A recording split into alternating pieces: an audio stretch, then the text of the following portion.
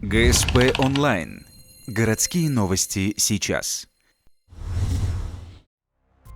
Четверг, 16:45. На Югерском шоссе столкнулись КАМАЗ и «Жигули» 14-й модели.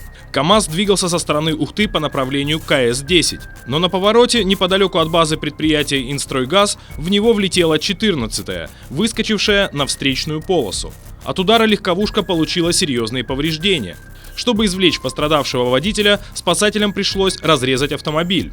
Водитель 83-го года рождения с многочисленными травмами, в тяжелом состоянии, в бессознательном состоянии, доставлен в Ухтинскую горбольницу.